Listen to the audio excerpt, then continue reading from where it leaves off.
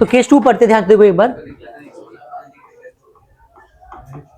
Case 2 में हमारे पास question given होगा, मान लो कि 10 a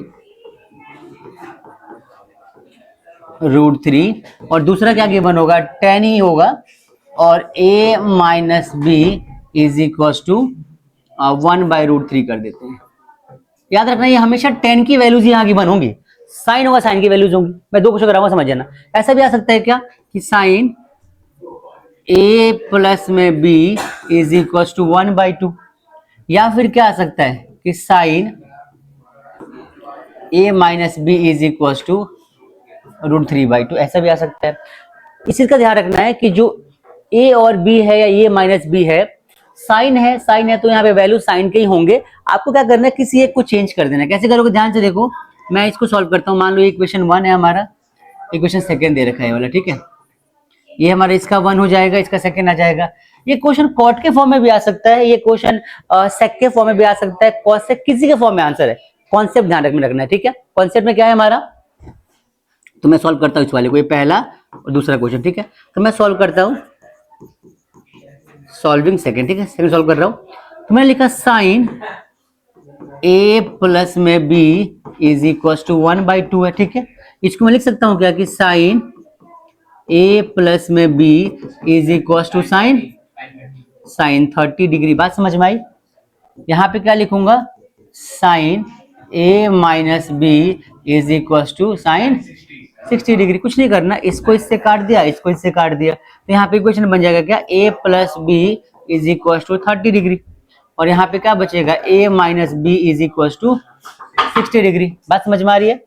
अब आपको इनको सॉल्व करना है। यस, पूरा ठीक है। तो यहाँ पर ये क्या हो गया कि अब सॉल्व करेंगे तो क्या करेंगे, इसको मान लो इक्वेशन आपका ये सेकंड हो गया, थर्ड हो गया, इसको मान लेते इक्वेशन 4। अब इसमें एलिमिनेशन लगाओ हमेशा, बराबर सॉल्व हो जाएगा। तो लिखो फ्रॉम 3 and 4। एक मिनट में करा रहा हूँ।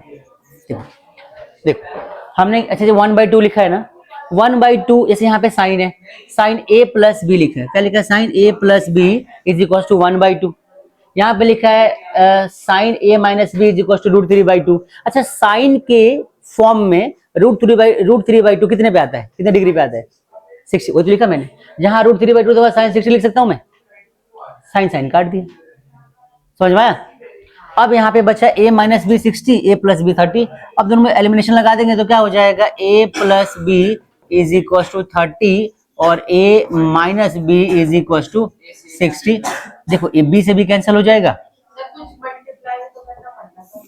बेटा सुन तो सही, बेटा तेरे को क्या बता रहा हूँ, जो सीख रखा है उसको भूल जाओ, जो सिखा रहा हूँ वो सीख लो, ठीक है। देखो तो a और a क्या हो जाएंगे, 2a, 30 में से 60 क्या बचेगा, 30 प्लस 60 क्या हो जाएगा, 90। तो a की वैल्यू क्या आ जाएगी, 45। आई बात समझ में।